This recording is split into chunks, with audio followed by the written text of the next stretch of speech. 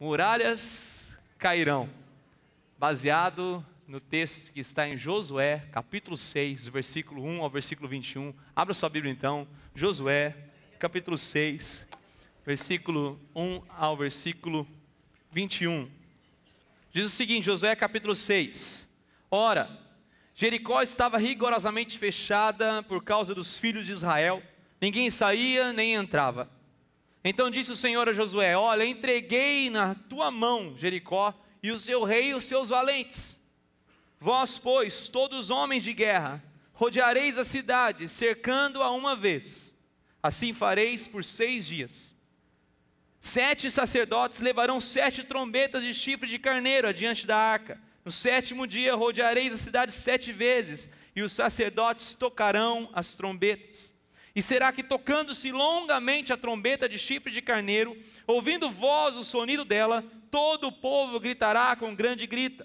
O muro da cidade cairá abaixo, e o povo subirá nele, cada qual em frente de si. Então Josué, filho de Num, chamou os sacerdotes e disse-lhes: levai a arca da aliança. E 7 sacerdotes levem 7 trombetas de chifre de carneiro adiante da arca do Senhor.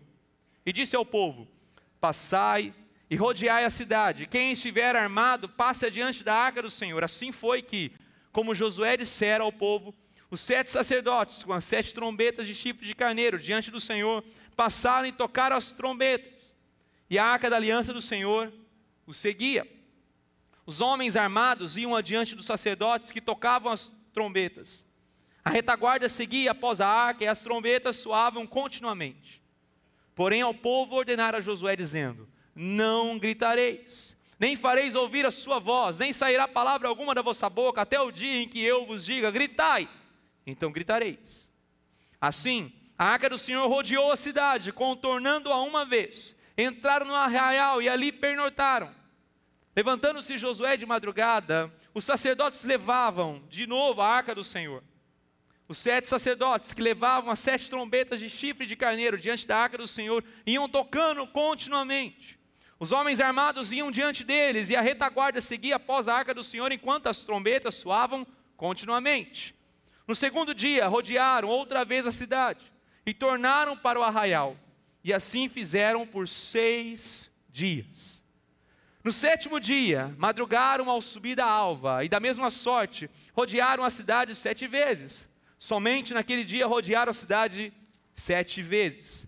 E sucedeu que na 7ª vez, quando os sacerdotes tocavam as trombetas, disse Josué ao povo: gritai, porque o Senhor vos entregou a cidade. Porém, a cidade será condenada, ela e tudo quanto nela houver. Somente viverá Raabe, a prostituta, e todos os que estiverem com ela em casa, porquanto escondeu os mensageiros que enviamos. Então somente guardai-vos as coisas condenadas, para que, tendo-as vos condenado, não as tomeis, e assim torneis maldito o arraial de Israel e o confundais. Porém toda prata e ouro e utensílios de bronze e de ferro são consagrados ao Senhor, irão para o seu tesouro. Gritou, pois, o povo, e os sacerdotes tocaram as trombetas. Tendo ouvido o povo o sonido da trombeta, e levantando grande grito, ruíram as muralhas. E o povo subiu a cidade, cada qual em frente de si, e a tomaram. Tudo quanto na cidade havia destruíram, totalmente a fio de espada. Tanto homens como mulheres, tanto meninos como velhos, também bois, ovelhas e jumentos. Essa é a palavra do Senhor para nossas vidas nessa noite. Essa mensagem, nessa verdade, essa passagem, se não é uma das mais famosas de toda a Bíblia, de toda a verdade bíblica. Entre os grandes acontecimentos que Deus fez no meio do seu povo, certamente Jericó é um dos grandes marcos dos milagres de Deus no meio deles. Uma história conhecida por tantos nós, desde a infância, até mesmo para aqueles que não são frequentadores de uma igreja, certamente já ouviram falar dessa história. E eu quero, baseado nessa passagem tão maravilhosa, desse milagre tão extraordinário, trazer lições para mim e para a sua vida. Mas o texto que nós lemos, eu quero destacar 2 coisas muito importantes. Primeiro está no versículo 1º e versículo 2º. Diz assim: Jericó estava rigorosamente fechada por causa dos filhos de Israel, ninguém saía nem entrava. Então disse o Senhor a Josué: olha, entregarei. É isso? Você está comigo ou não, querido? Amém? Fala, passado. Entreguei na tua mão Jericó e o seu rei e os seus valentes. Deus chega para Josué e fala, eu entreguei nas suas mãos Jericó. É muito importante você entender um contexto aqui. Eu quero lembrar que existem pessoas aqui que não conhecem bem essa história. Eu quero colocar você no contexto dessa história então. Josué é o grande sucessor de Moisés. Moisés, você deve conhecer a história um pouco de Moisés, foi aquele homem usado por Deus para tirar o povo da escravidão do Egito. E quando eles saíram do Egito, depois de 10 pragas, os milagres, sinais que Deus fez, eles literalmente abriram o mar vermelho. Deus abriu o mar vermelho para que aquele povo passasse. E então, numa região desértica, eles chegariam à terra prometida que emana leite e mel. Uma viagem que demoraria algumas semanas, quem sabe 1 ou 2 meses, no máximo, demorou-se 40 anos por causa da desobediência e da incredulidade do povo. E esse povo peregrinou, andou em círculos, ou para ser mais exato, andou em zigue-zague no deserto. Até que aquela geração que havia saído do Egito morreu. E outra geração se levantou, guiada por Josué. E essa geração tinha que tomar posse da terra prometida, mas o tomar posse seria conquistar a terra prometida que Deus havia dado a eles. E um dos primeiros obstáculos, e um dos maiores obstáculos era Jericó. Jericó é considerada a cidade mais antiga de toda a civilização humana. Antigamente as cidades eram fortificadas, elas tinham muros, dos quais dava segurança para aquele povo. Hoje, Malemar tem uma placa de bem-vindo, né? Outra, volte sempre. Malemar tem isso nas cidades, mas antigamente não, elas eram muradas. Mas quando eu falo de muro, você deve imaginar um grande muro, com tijolos empilhados, algumas estruturas de pilares, de concreto. Era muito mais do que isso. As muralhas de Jericó eram conhecidas por serem rigorosamente altas e largas. Para você ter uma noção, haviam casas que eram construídas em cima da própria muralha, porque chegavam em momentos que a muralha tinha 6, 7 metros de largura. As pessoas construíam suas casas até mesmo em cima da muralha. Ou seja, para o povo de Jericó, eles estavam tranquilos, porque eles tinham uma cidade muito bem fortificada. Então diz o texto que eles se fecharam rigorosamente e esperaram aquele povo do qual eles tinham ouvido, o povo hebreu, o povo de Deus. Eles ouviram rumores. Esse povo é um povo que fez milagres no Egito. Faraó não resistiu a eles. Na verdade, existem histórias de que Deus, o Deus deles, abriu o mar vermelho, é por isso que eles chegaram aqui. Só que eles podem ter enfrentado o mar, mas não enfrentaram as pedras as quais as nossas muralhas são compostas. Por isso vamos nos fechar. E Jericó tinha a possibilidade de permanecer fechada por meses, quem sabe até anos, porque aquela cidade era preparada para isso. Ela podia ficar sitiada por meses, porque dentro dela havia fontes de água. Ou seja, não haveria falta de água nem de comida para aquela cidade.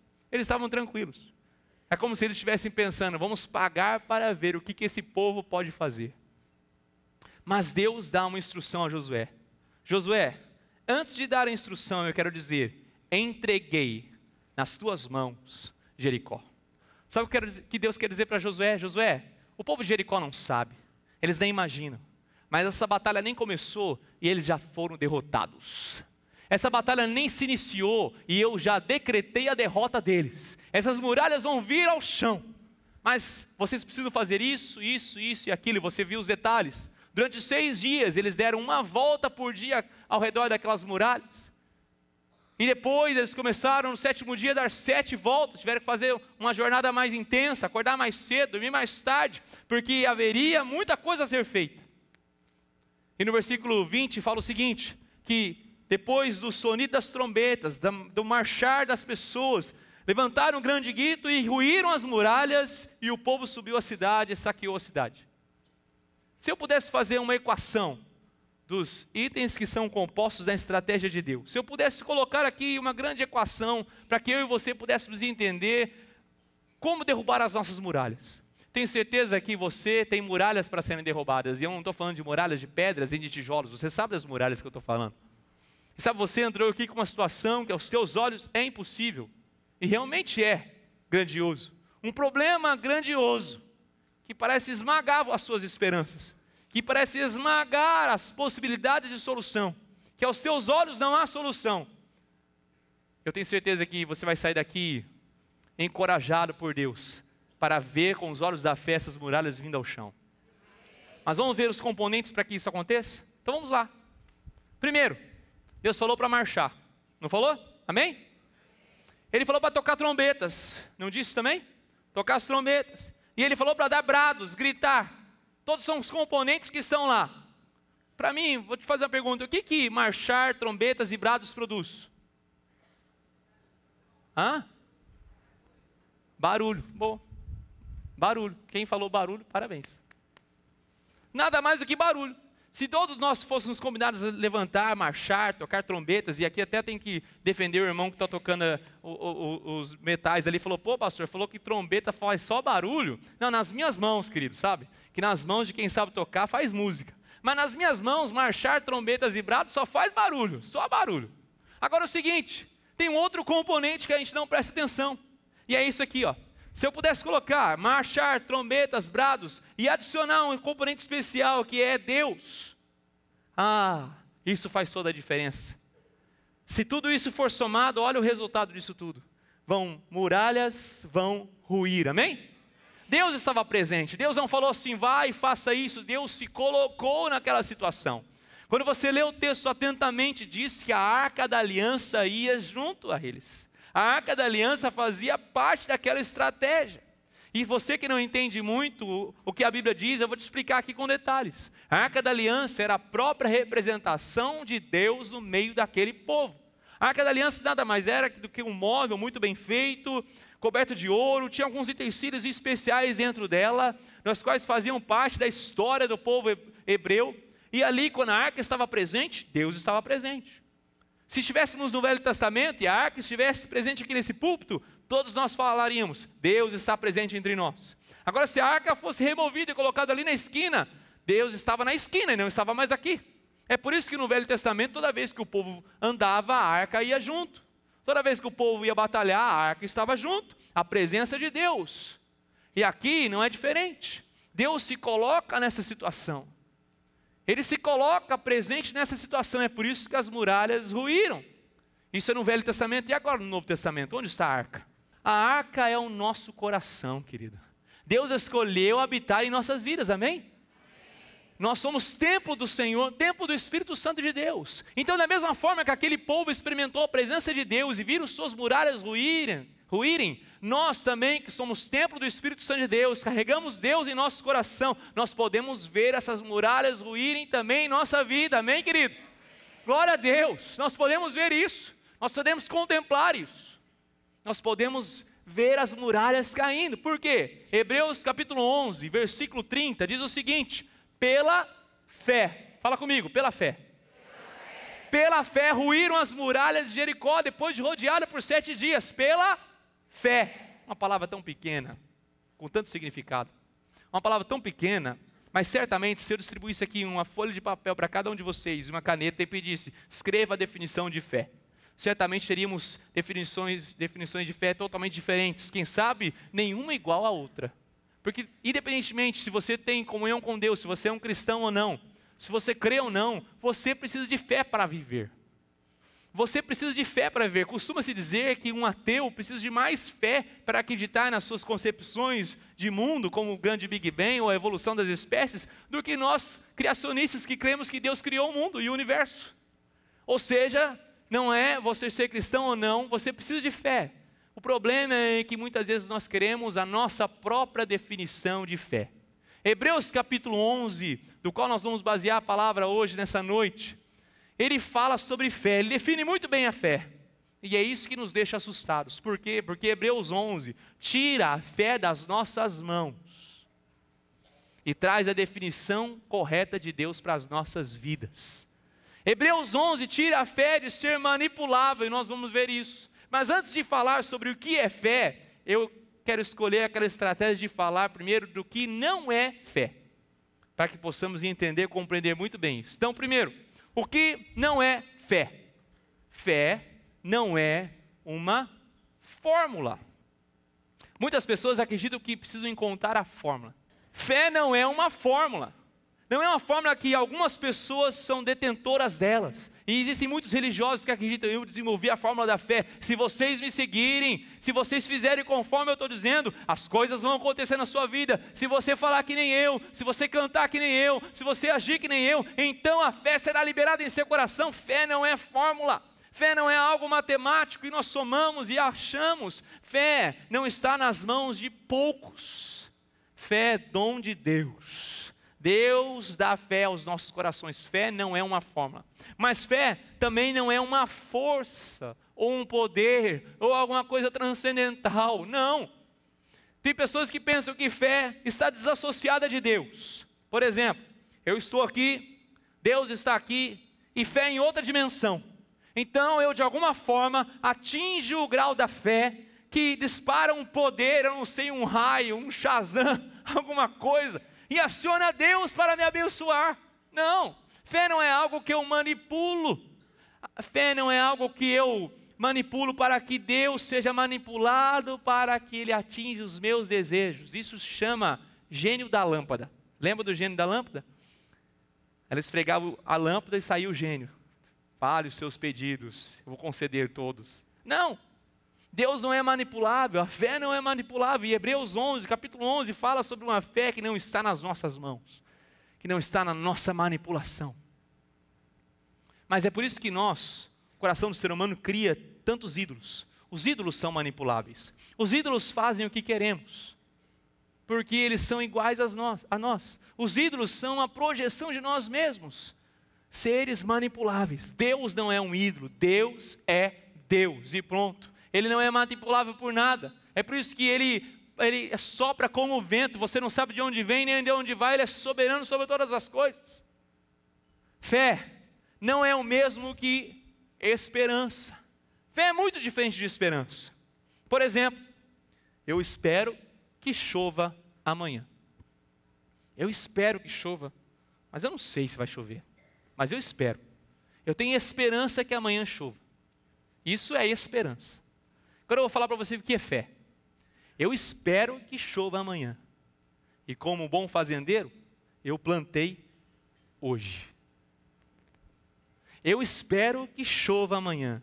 E como uma pessoa prevenida, já estou carregando o guarda-chuva comigo. Você está entendendo?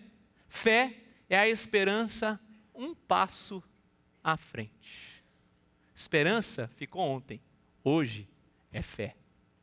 Fé é a esperança um grau à frente. Fé é muito mais do que esperar alguma coisa. E é isso que nós queremos falar sobre hoje à noite. Porque o objetivo da fé, olha só, o objetivo da fé não é fazer com que Deus faça o que queremos que Ele faça.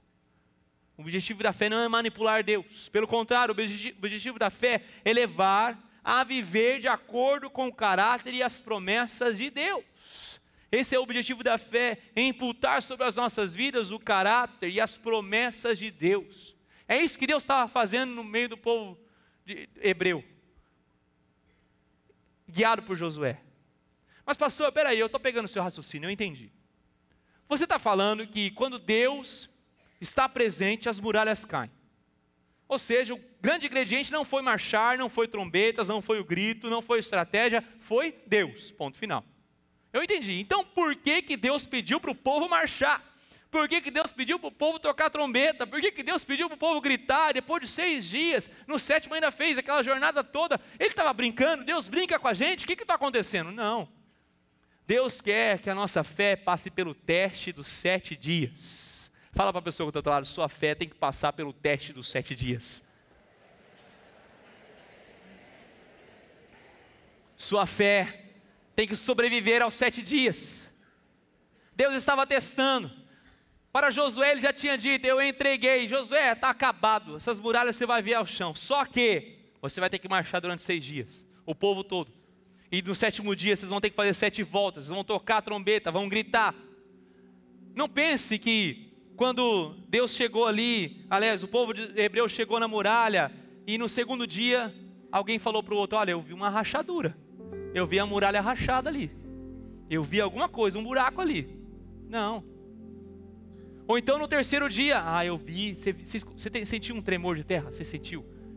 Deus está chegando, Deus vai derrubar essa muralha, eu estou sentindo. Não aconteceu nada no terceiro dia, nada, absolutamente nada.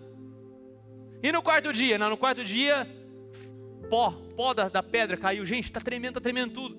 Não, no quarto dia aconteceu absolutamente nada. Pelo contrário, aqueles homens começaram a ficar amedrontados. Será que Josué ouviu a voz de Deus mesmo? Será que isso está acontecendo? Por isso que nós temos que entender qual fé que estava em atividade no coração daqueles homens e mulheres. Hebreus 11, como eu disse, fala sobre essa definição. Versículo 1 fala o seguinte: fé é a certeza das coisas que se esperam.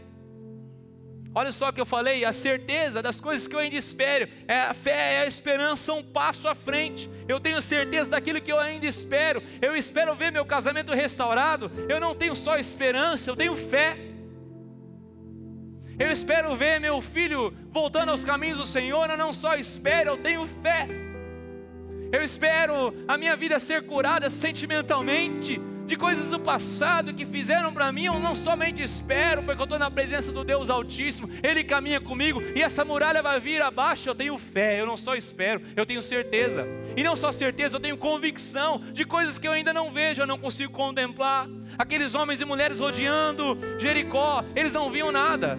Primeiro dia a muralha está em pé, segundo dia a muralha continua em pé, parece que a muralha continuava maior ainda, mais forte. Mas eles tinham convicção de coisas que eles iam ver. Eu imagino o coração de Josué falando para aquelas pessoas: fiquem firmes, gente, fica firme, vai acontecer. Deus falou para mim, Ele usou no passado. Eu lembro que Ele falou para mim, Ele falou entreguei. Ele não falou vai entregar, Ele falou entreguei, vamos fazer a nossa parte. Ele falou entreguei, Ele vai fazer a dele. Obedeça o que Ele disse. O texto continua: de fato, pois pela fé os antigos obtiveram bom testemunho. Próximo versículo: pela fé entendemos que foi o universo formado pela palavra de Deus, de maneira que o visível veio a existir das coisas que não apareceram. É por isso que nós cristãos cremos que Deus criou todas as coisas. É por isso que nós, quando lemos Gênesis, nós cremos que Deus o nada fez tudo. Pelo quê? Pela argumentação? Porque alguém nos explicou alguma coisa? Não, é pela fé. Senão nós não pararíamos de orar para que as pessoas se convertessem. Nós abriríamos salas de aula. Venham aqui, nós vamos argumentar com vocês, nós vamos explicar para vocês, vocês vão se entregar para Cristo, porque nós temos explicações. Mas a gente sabe que Deus não escolheu a mente para alcançar o ser humano, Ele escolheu o coração. É pela fé. E no versículo 6 ele declara: de fato, sem fé é impossível agradar a Deus. Porquanto é necessário que aquele que se aproxima de Deus creia que Ele existe e que se torna galardoador, ou seja, presenteador dos que o buscam. Quando eu e você nos aproximamos de Deus, nós temos que ter esse sentimento e declarar: Deus, eu creio que o Senhor existe. Eu me aproximo de um Deus vivo. Eu me aproximo de um Deus que é maior do que a muralha que eu enfrento. É por isso que nós temos que agora definir o que é fé, a verdadeira natureza da fé. Preste atenção, 3 características. Primeiro, fé é uma ação. Fala comigo, fé é uma ação. Se você olhar para Hebreus 11, e eu desafio você a abrir a Bíblia agora em Hebreus 11, você vai ver as histórias. Você não vai ter tempo de ler agora, mas você vai ver as histórias de homens e mulheres que foram marcados pela sua vida, por uma vida de fé. Quando você olha para Abel, você vê que ele fez alguma coisa, teve uma ação. Quando você olha para Enoque, ele teve uma ação. Abraão, ele peregrinou. A própria Sara teve ações. Abraão, Isaac, Jacó, Noé, ele construiu a arca. Josué, que as muralhas caíram. Todos são marcados por coisas que eles fizeram. Esses heróis da fé, esses homens e mulheres que têm seus nomes marcados aqui, tiveram uma ação concreta. Fé não é algo passivo, fé é algo ativo. Sabe o que eu posso dizer para você? Que fé é algo, não que a sua boca diz que acredita, não, mas o que a sua vida diz, sim o é. Vou repetir para você: o que sua boca diz que acredita não é fé, mas o que a sua vida diz, sim o é. Muitas vezes nós acreditamos que fé é o que nós falamos. Não, fé é o que nós fazemos. Sabe o que é engraçado e muito curioso? É que no hebraico, na língua que foi escrito o Velho Testamento, da história que nós lemos, fica no Velho Testamento, no hebraico, não existe um substantivo para a fé. Fé é um verbo. Não existe um substantivo para a palavra fé. Nós falamos, o que você tem no português? Eu tenho fé, eu falo um substantivo. No hebraico é um verbo. Ou seja, esses homens e mulheres que ficaram famosos aqui, eles não ficaram famosos por algo que eles não conseguem nem nomear pelo quê. Moisés, você foi famoso e ficou na galeria pelo quê? Ah, rapaz, eu não sei falar o quê, eu sei fazer. Não é? Você é famoso aqui pelo quê? Ah, eu não sei te dar um nome, eu não sei te dar um substantivo, eu sei fazer. Fé é uma ação. Fé não é algo passivo. Quando nós falamos de alcançar pessoas para Cristo, nós temos que orar, amém, mas depois que você se levantar da oração, você precisa agir, você precisa convidar, você precisa desafiar, você precisa orar, você precisa caminhar, você precisa discipular com essas pessoas, você precisa ter ações concretas da sua fé. A fé sem obras é morta. Fé é uma ação, querido. Não é o que você diz, mas é o que você faz. Quando nós olhamos para esses homens e mulheres, eles fizeram algo. Aquele povo rodeando a cidade, eles estavam tendo uma fé ativa. Eles estavam fazendo algo pela fé. Eles não viam, mas eles tinham a convicção. Eles esperavam e tinham a certeza de que aquilo ia acontecer. Fé é uma ação. Mas fé também age apesar das dúvidas. Age apesar das dúvidas. Olha só. Eu duvido que você, em um momento da sua vida, em que Deus usou a sua fé, usou a sua vida poderosamente, você se encontrou com 100% de certeza. Eu não vou pedir para você levantar a mão, mas certamente você é normal que nem eu. E algo aconteceu na sua vida poderoso, um milagre, mas certamente parte do seu coração duvidava, titubeava, será? Não parece que não vai acontecer. Sabe, uma das grandes definições de fé que eu encontrei é a seguinte: fé é crer e duvidar ao mesmo tempo, mas agir baseado no crer. De novo, fé é crer e duvidar ao mesmo tempo, mas agir baseado no crer. Eu creio, mas ao mesmo tempo meu coração duvida. Eu creio, mas ao mesmo tempo eu levanto alguns argumentos, mas eu vou agir aonde eu creio. Eu vou agir nessa área da minha vida que eu creio, porque isso é fé. Fé não é agir sem ter dúvidas, ou você esperar que as suas dúvidas acabem para agir. Não, haja mesmo se as dúvidas se levantarem. Haja, e as muralhas vão cair por terra em nome de Jesus, porque você creu mesmo com as dúvidas do seu coração. Sabe que a batalha de Jericó não era com as suas muralhas, não era com as muralhas de Jericó. A batalha de Jericó era com os corações do povo de Deus. Sabe por que as muralhas da nossa vida continuam em pé? Sabe por que às vezes você olha as muralhas da impossibilidade, elas estão lá em pé?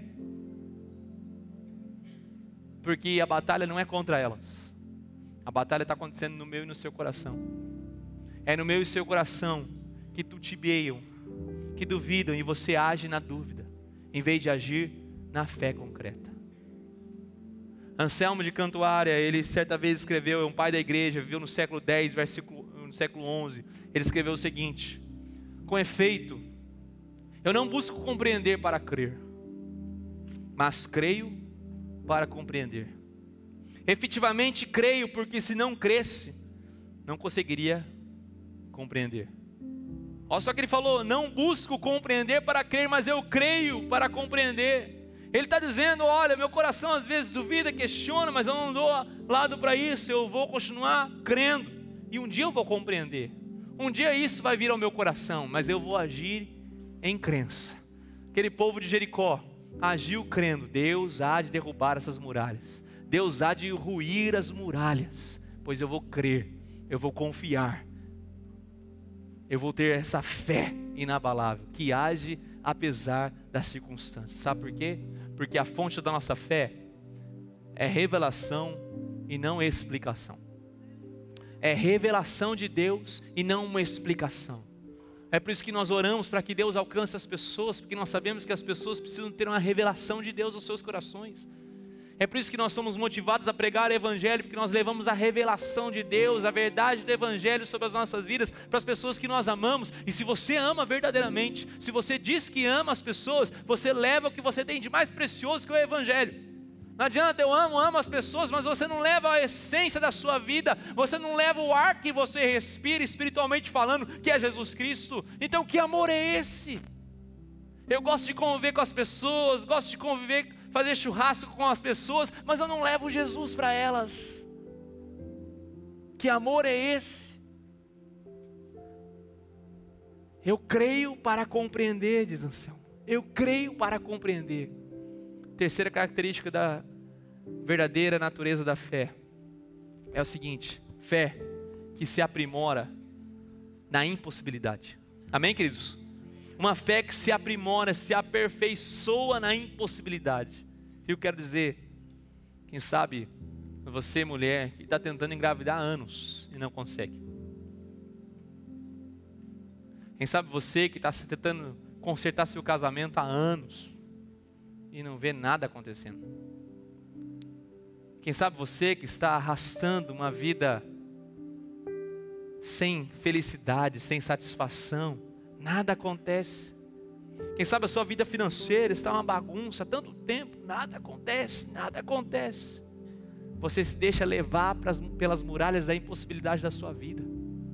Você olha para ela e realmente a má notícia é, ela é grande, ela é imensa, ela é aos nossos olhos impossível, é sim.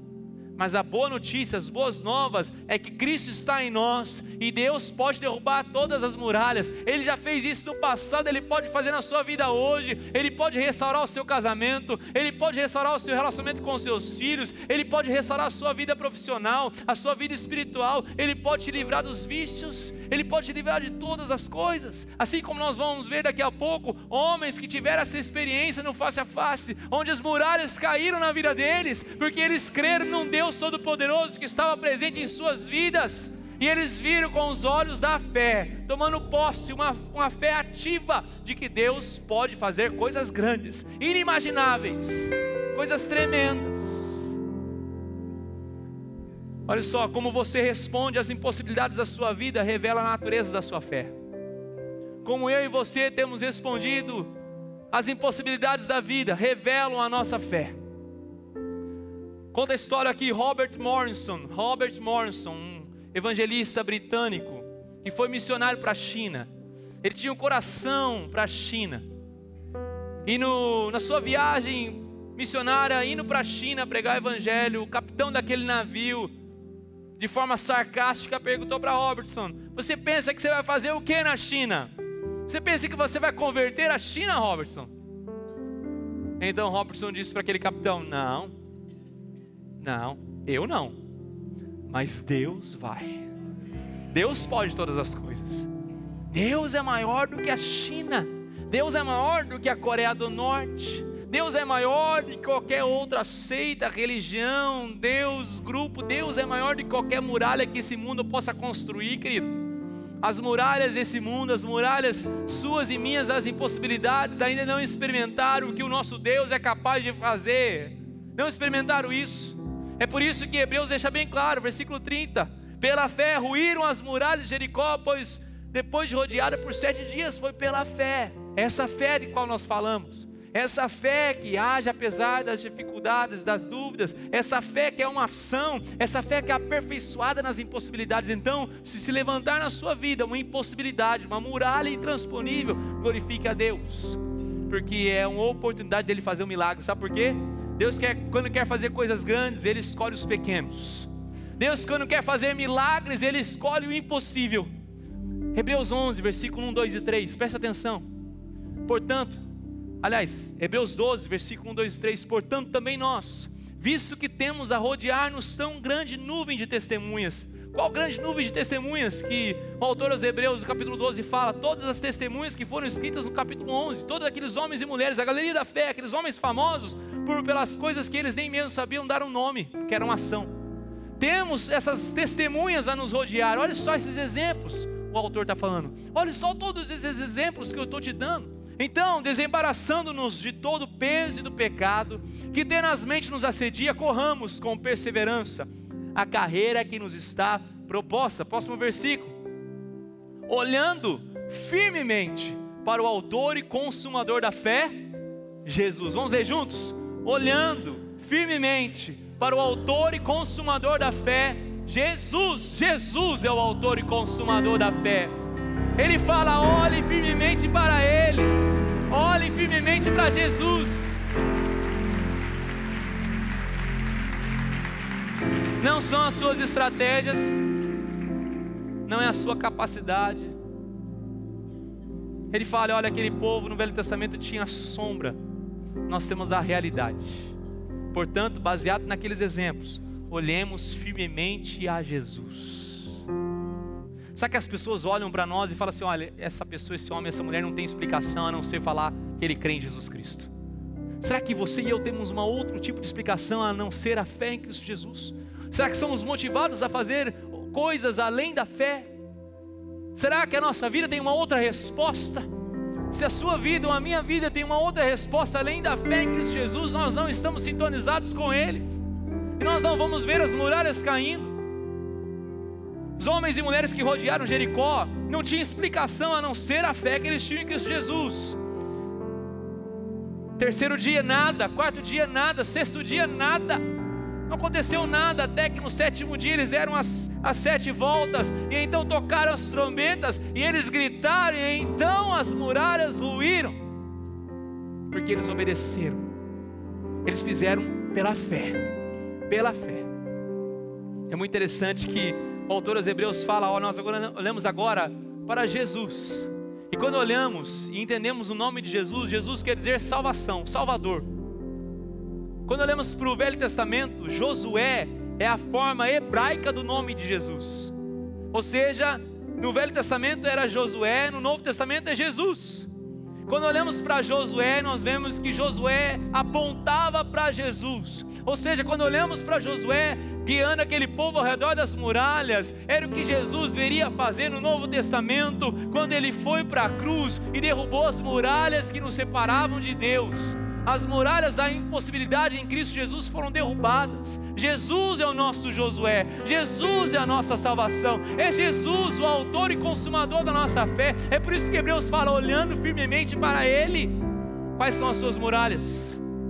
Para quem você está olhando? Para as muralhas da impossibilidade ou para o Senhor Jesus Cristo? Quem que você vai experimentar na sua vida? Mais uma vez a derrota? Será que a sua fé vai passar pelo teste dos 7 dias? Será que a sua fé é uma fé ativa, uma fé que age? Será que a sua fé age na dúvida, ou age na certeza, na convicção, na esperança, um passo à frente de que Deus vai agir nas coisas? Será que a sua fé tem experimentado esse aperfeiçoamento em meio às impossibilidades? Será que você pode se unir ao grupo que rodeia a cidade de Jericó 6 dias e no 7º faz jornada dupla, para que Deus possa derrubar as muralhas de Jericó? Quantos aqui querem ver suas muralhas caindo em nome de Jesus Cristo?